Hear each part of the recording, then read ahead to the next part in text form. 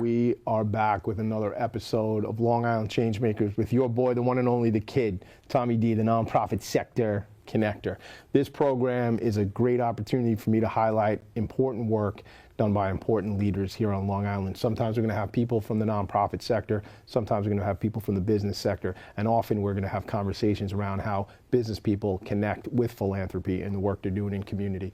And today is a perfect example of that. My friend, longtime friend, many, many years, Bert Lurch, we met through a nonprofit here on Long Island a long time ago.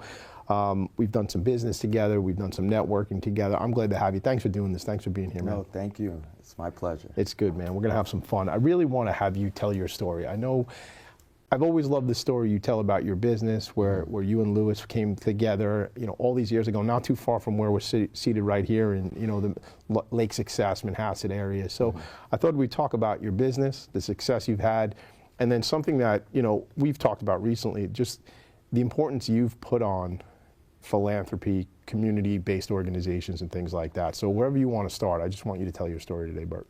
My story, just a guy, I like to say like LeBron James, he says a kid from Akron. Sure. So I'm a guy from Queens, just trying to figure out my way going into college. I was thinking about getting into healthcare, and I was looking to go into physical therapy. And while I was taking courses in college, I got a part-time job at Northwell. It wasn't Northwell then. Sure. Right? It was just Long Island. It was like LIJ, right? It was right here, LIJ. Sure. Now the big Northwell, which is a good thing. Some people have their other thoughts about Sure. it. But anyway, I was going to school for physical therapy, and I realized this science is kicking my butt. Okay. And so I was like, I need to look into something different, really go where my skills were. My skills were more around business, entrepreneurship, and I wanted to see things grow. So I traded in the concept of the lab coat for the suit. I like that. Yeah. Even though I'm not in my suit now. That's, what, man, suits are, that's an old thing, man. Where's ties anymore? I used to wear tie. I mean, my old logo for Philanthropy and Focus, the other thing I do with the nonprofits is like me wearing a red necktie, man. I haven't worn a tie in like 3 years, and I love that. Funny. That's so funny. But yeah, so, I pivoted and went towards the business side of medicine. My business partner, Louis Burke, who actually since just recently passed away unexpectedly, and that's a whole nother story relate around healthcare. But we started this business because we met each other in the hospital, and when I pivoted towards the business side of medicine, we got together and took some billing classes, and we were like, what is the most we could do with this? Mm-hmm. And the teacher at that time said, listen, you could start your own billing company. And we looked at each other and said, you know what, let's do that, because I wasn't considering, moving up in the hospital at that time, because I was still fairly young. Mm-hmm. And managing my peers wasn't top of mind. Right. So the entrepreneurship route was our angle. And we literally started out, getting that first tax. I never forget getting the tax ID number. Sure. It was like I was shaking when I called like New York State and they gave me the number of the phone. I was working in the hospital. I should have been doing that at the same time. But, getting that tax ID number was so energetic for me. Because why is that? Like, what was that for you? Why was that such a big deal? Interesting. It was such a big deal because that to me signified this is the beginning of something new. You have an identity that you can now build on. And that's what that tax ID, because it had a name associated with it. It's not just you as an individual, it's an entity now, that the business. Right. Yeah. Right. So technically it was a partnership when we started with that. So we started with this partnership, we had this tax ID, and we just went from there and started this company. So started the business. I was still working in the hospital part-time, finishing out of school, and then I was doing a little part-time medical billing work for a doctor in the community. And that's what we got into, medical billing. That's the simple term of it. But now it's turned into what's called revenue cycle management, which basically is making sure medical providers are paid, making sure they're compliant, and we consult with them. So that's kind of how I started. And fast forwarding over years, We started out in the house, so we were like a home-based business. Sure. And we grew slow and steady. And then now we're right across the street from this location, in it's New Hyde Park. It's New Hyde Park there. Hyde Park. Yep. But we have about a good 40, 50 folks here in this office, and then we have another 60 or 70 remote and close to 100 offshore. So you have almost 100 employees here in the States and another 100. Yes. So knowing you like, as I do for many years, I got to imagine you take that very seriously. Those are hundreds of families that are counting on this company. I remember, my brother used to have several hundred employees, and he would always tell me, these are families. Like, these people work with me, for me, but he goes, I got to focus on making sure we're sustainable. That I imagine that's something you take real seriously. Yeah, it's a lot of pressure. Sure. So when I think about the families in my organization, and I also think about my clients, their families. They have to put their kids through college. They have to pay their mortgages. So we every day I'm working late hours. I'm thinking about all of that because to a certain degree, they depend on me. Sure. So that's a lot of pressure that entrepreneurs will have. But, you're built for it. People who do this, they're built for it. Yeah. Well, I think, like, from knowing entrepreneurs and having some of that spirit myself, it's, I think the word in French means to take chances, or somebody who takes some chances.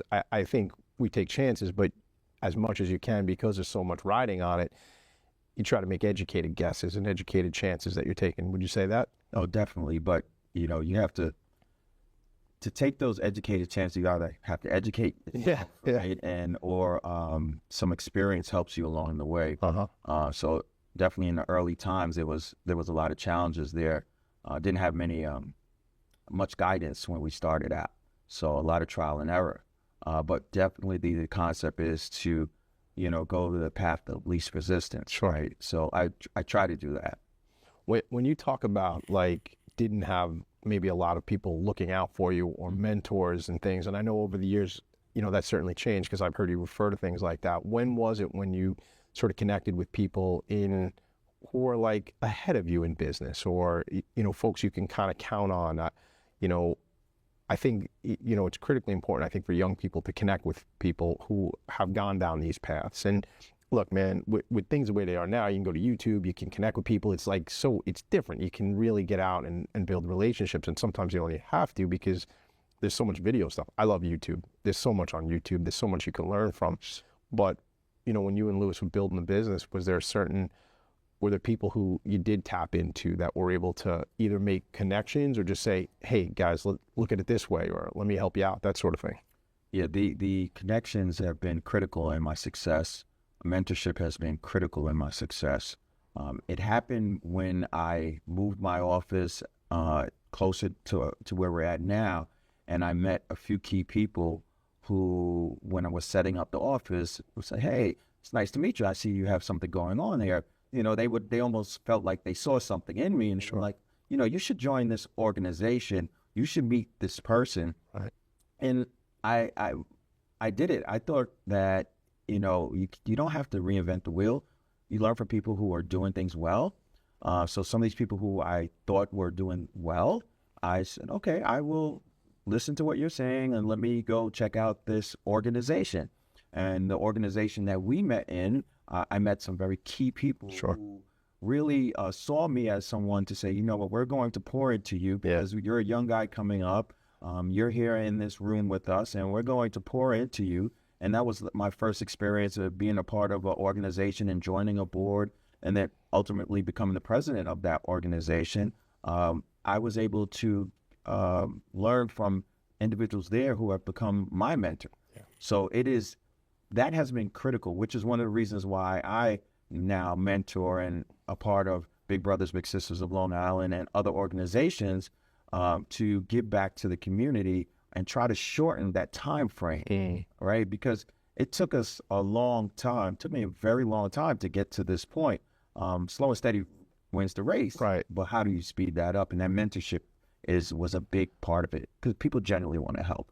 Yeah, I like that, and I think it's the mentorship, I think leans into or leads into what the connection with Big Brothers Big Sisters of Long Island. So I don't even know how you got connected to the organization there, but that is a mentoring program where the bigs, you know, whether they be male or female, looking out for the littles, and you know they spend some time together. And I know, shout out to Meredith Michaels and the folks and Mark Cox and the team over there at Big Brothers Big Sisters of Long Island, because I know what they're always looking for is male mentors. It sounds like there's a lot of young boys that are looking for a mentor, and that seems like they never have enough of that. So we could talk maybe about that too. But what drew you to that? How did you even get connected to that organization? So I was meeting with a gentleman named Don Levine. Don Levine, very important person in my journey as far as educating me on things on Long Island, how Long Island is set up, how to maneuver in Long Island, and also the business in Long Island. We had a lot of good conversations about that. And in one of our conversations, he told me about what Big Brothers was doing, because Big Brothers, majority of the littles are minority kids. And they have always been trying to be more connected to these kids and try to have more bigs that are minorities as well. We definitely want to service these kids on Long Island as best as possible. Sure. So it doesn't matter what color you are. If we're backlogged, we're going to do it. Right. But there's no question that if we could have someone that looks and sound like them, it can be an even better connection. And we struggled a lot with that. So I got involved with Big Brothers here on Long Island to see if I could help with that from the top down. So I'm actually a board member of the organization. Is that how you got involved, by joining the board, or did you volunteer? Well, there's a process. Yeah. I was brought to an event, and then once I came to the event, Sure. the mission spoke to me. So I'm glad you asked me that, because of the position that I've been in business. A lot of organizations, a lot of people have reached out to me to be involved with them for reasons, good reasons, and some just because I'm a successful African American. Right. Okay. And I think that I've had to vet that out to a certain degree. So with Big Brothers, their mission was a mission that I believed in, right? They are mentoring young kids on the island. They're making the community a better community. When I went to the first event, they did a video and they showed how impactful these bigs were to these littles. And for me, it just worked my inside. Yeah. So at that point, I said, I want to be a part of this organization. And then it was called President's Council. So it was just like a council of people to help the organization make decisions, give input, feedback. And then from there, I moved on to the board. How has that experience with that particular organization impacted you? I mean, you're a dad, you have your own children, right? Did you look at this as an opportunity where you could be a big at some point, or did you look at it as like you want to bring other people that are connected in your network to the organization? Like, how's it impacted your life? So as far as a big, I don't have time. Yeah. Yeah, my time is extremely limited. Excuse me. And but the organization is well ran. Yeah. The board is well ran. So it was a give take there. When you are part of a not for profit that has a strong board, there's also I want to say networking piece of that, that you're connected to other people that have really strong skills in certain areas. So you're pulling your skills together to help this organization, what we do. But then at the same time, you are tapping into this board for things that you may need some help with. So the value there with Big Brothers is the board and how it's ran is top notch, in my opinion. So I was able to provide some assistance to that and also learn a bit about what we've created to help in my own organization. But these are the things I had no idea about until I started getting involved with organizations on a board level. So it's been an incredible experience. Then you take just what we're doing. You're talking about you should see these kids, their faces, the parents of these littles. It is really life-changing stories that the organization is doing. So that is something that, you know, has done well with me and my kids. And we just recently did going out giving presents from big brothers to the littles, and me and my daughter went through in the community to give out presents to a few families. That's something that my daughter will never forget, and she will obviously continue to do some type of community service as her life continues on. I love that. And, you know, you've seen some of the stuff I've done in the community and, you know, with the 60 days of service and over the years and stuff. Which is amazing. It's awesome. And I appreciate it. And to me, it's like, I got to let you know a secret. I do it selfishly because it's a lot of fun and I feel good when I do it. You know, I mean, I know it's, and that's right. That's okay though. Yeah, and I appreciate the gratitude and I get it. Though. Yeah, it's important. And what I was just going to bring up is, you know, we ran into each other because we both, your company, ECM, and me, Philanthropy and Focus, Tommy D, whatever, this entity, like we sponsored something with the Rotary, the Gold Coast Rotary. Yes. And it was I was able to 1 year, I think both my sons might have come through, and then this past year it was just my younger son, and you know, he's 9, and you know, you and I have been at these events where it's the bag packing of the food, and it's just, you know, my younger son says to me, when are we doing the next day of service? Yeah. Like, that's it, man. That's it. Like, the fact that you say your daughter's like now plugged in and you expect her to go out and do this stuff because she's into it. Changing the world, man. Bert, like, that's it. It's gotten to a point for me that I feel that success is one thing, and let's be clear on that. I tell people this all the time. No one can define your success. You define your own success. Some people think it's money. Some people think it's longevity. Some people, it is whatever it is to you. We could probably have a conversation about that because that's an entrepreneurial struggle sometimes. Did I make it? Did I not? And I definitely went through it. But a piece of success for me to define success is if I don't give back to the community, I feel like there's no success there. No, I'm with you on that. Which means supporting organizations that take care of our people. And when I talk about our people, I'm talking about the community of Long Island. I'm talking about people of color. I'm talking about Caribbean people. I'm talking about people in healthcare. Yeah. Like, I gotta right. Yeah. And I love you for that. I do. And that's one of the things that look, I know plenty of business people. We know plenty of business people, and not every business person is thinking. Now, many business people are thinking about philanthropy and getting involved, but some people are not, right? And I wonder if those people can ever really be fulfilled and maybe they equate success to having 7 cars and 6 houses or whatever that all is about, right? And again, we live in a capitalist society. I'm not saying we shouldn't work for these things, right? But what I'm hearing from you is, without that community focus and that give back piece, it ain't nothing. What are we doing, man? What are we doing? That's really how I feel. Yeah. And I think that, you know, there's quite a few people who believe in it. There's obviously others who may not. But I think that it's so important that we definitely focus on not-for-profits, because as I learn more and more about it, I've realized there's so many different organizations that do so many great things. I'm part of a group called Long Island Elite. Sure. Every year we focus on a not-for-profit where we provide significant money to them to help the community of Long Island. I'm involved with the Viscardi Center. Yeah. Right. Incredible organization, what they do over there. It's something that they help out kids with disabilities and really help them get to the next level. We have to dig in and try to help our community. Yeah. It just, I don't see how we can't. Yeah, I agree with you. I would just say this, because as you were talking, I was thinking of this. People don't need to go out and recreate and form their own organization. There's so many nonprofits that are on the front lines doing the work. It's a matter of like just plugging in and leaning in and pouring into those organizations, you know?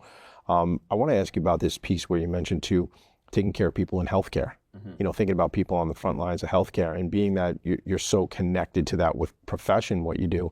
Are there certain ways you've seen opportunities to support that community? So I see the entry-level healthcare workers, they sometimes have a track towards nursing. So we're talking about medical office assistants, nursing aides, entry-level billers. It's a little different more on the business side.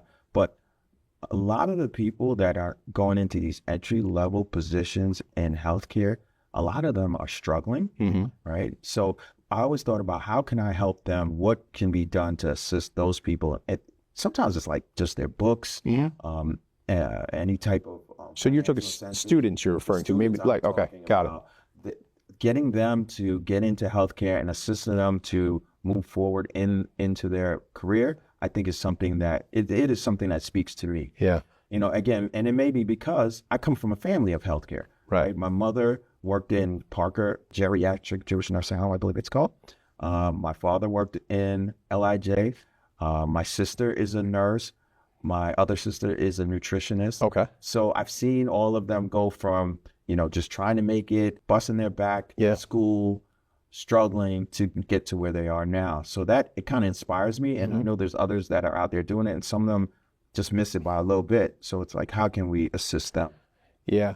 I think that's great. I think there might be an opportunity for you to create something as a legacy maybe, and like we've talked about in the past and different things like that.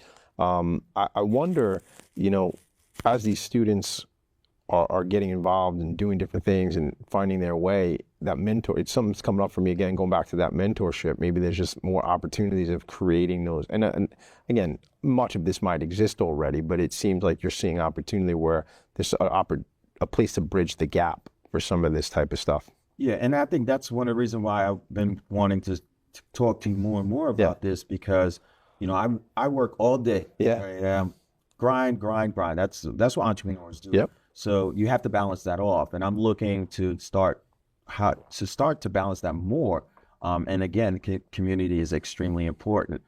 There's a lot of organizations that are already doing things, and I think that is the way to go. What I'm looking to do in my organization, we're doing more, giving employees a day of service, right? So that's a big thing. So we started doing that. I also, even with Big Brothers, they just called me to speak in front of some kids at risk. Okay.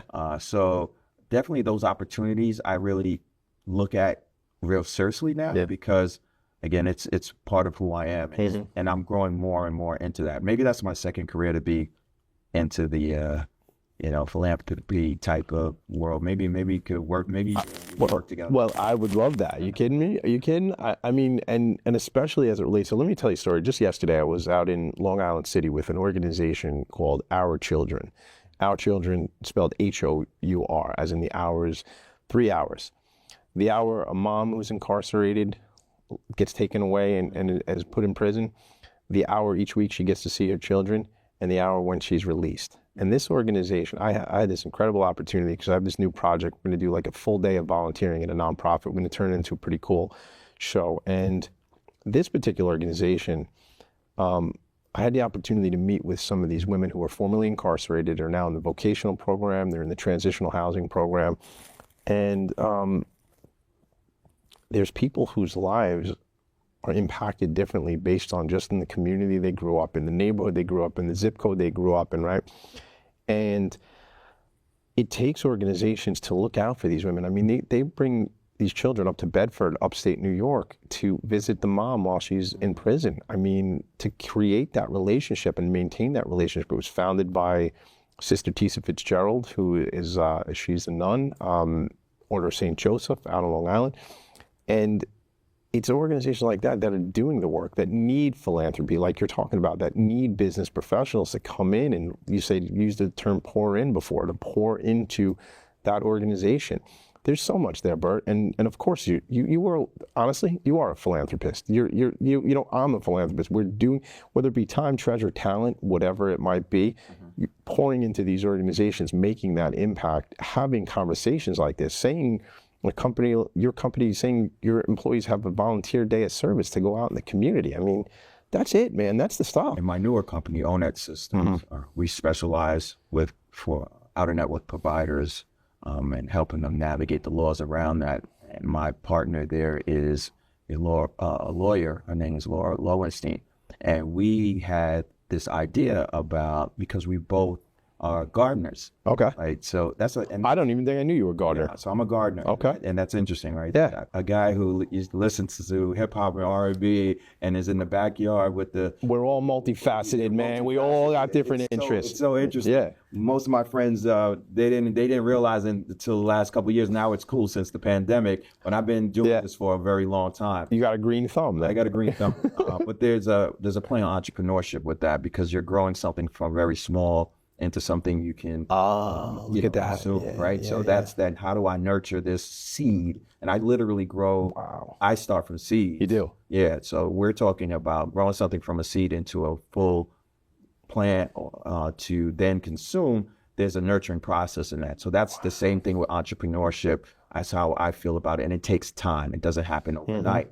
So what we discussed is she does the same thing. And it was quite interesting that we both do gardening. That came up like later on? Well, because it's springtime and I'm starting to get my seeds ready. And she's like, oh my gosh, Bert, I can't believe you do it. I have a garden in my backyard. Point is, though, we always talked about getting a kind of a community garden. Yeah. And wrapping some sort of not-for-profit around that with our employees to have this community garden to grow vegetables to then give out to the community. And it's something we talked about for a few years. So these are the type of conversations we have, and which I'm blessed to have these conversations now. There's money, work, clients, that's always going on, but you want to start to have these other conversations to balance off some of the madness. You know, anybody who's just focused on business, you know, you have to be, as an entrepreneur, very locked in and, you know, focused on business. But we got to be well-rounded, man. We got to have other interests, you know, whether it be somebody likes cars, somebody likes to go on their boat, somebody likes fishing, somebody likes gardening. Because there's got to be a detach from just being like in the chair, in the zone all the time, right? Because you got to just from your own mental health, right? Extremely important. Mental health, and we know. Since the pandemic, it was clear. But yeah, you have to detach. You have to do things that make you feel good. Right. It's not always money. Yeah. It's what can you do? Physical health, right? It's a big thing. You like the gym, right? Yeah. I should like it a little more. I don't like it at all, man. I just played football 2 weeks ago, and it was. I had a really. Would you play a touch or flag or something? Two-hand touch. All right, but rough. But like you can give. We're talking about every down. I'm running 10 yards. Yeah. You know, and they were like spotting me, and so I had probably like 3 touchdowns. And 2 interceptions. I just want to put that. All right. I can't believe it at my age. But the point. Well, who are you playing? Other guys your age? Or are you playing some kids? Some kids. Nope. And yeah. Some older guys. All right. So that was a little rough. Yeah. It plays against the ego too. I'm like, oh man, I can't keep up with this guy doing what I'm doing. But point is, definitely it felt amazing. Working out, running, biking. I bike. Yeah. I've done the like on a station, like Peloton, or no, I do. I have a hybrid bike, and I'm not professional, but I borrow bike tour, which is respectable. All right. I've done that about 5 times. No kidding, I didn't know that. So you know, I try to stay fit as possible. So that's important. And the mental health. We need to turn off what we need to turn off. You know, entrepreneurs always on their phone, always on their computer. I make sure I have time on my phone to not overuse it. And I was just talking to an IT friend of mine. Yeah. I don't know if you ever looked at the amount of time you spend on your phone, not just social media, just in general. I got to tell you, I had purposely, I don't have my email on my phone. That's good. Like by design, right? Yeah. So like my laptop is out here in a conference room, whatever. That's good. You know, I know I'll get to it, but like if I'm in bed, then it's over. I'm done. I mean, somebody can still text me, but for the most part, client stuff, you're not going to get texted. I don't look. One thing I have done this for years. I don't look at my emails. And some entrepreneur business folks, they might think it's crazy because they're like, first thing you get up, they got to look at the emails and start firing off. There's a concept around that. Right. But for me, because I work pretty long hours, I don't want to start my day off anxiety. Right. I'll shut it down when you can shut it down. Once nighttime hits, no more. I don't look at emails until I get in the office. So see, that's great. We're running out of time. So real quick, I appreciate you. We're going to have you back. We should do this once a month just to kind of chop it up. I appreciate you being here, man. Listen, everybody, this show is called Long Island ChangeMakers. I'm called Tommy D, the one and only the kid. And I just like to say this is another In Focus production. Bert's been with me today. Make it a great day, everybody. Thanks so much. See you later. Awesome.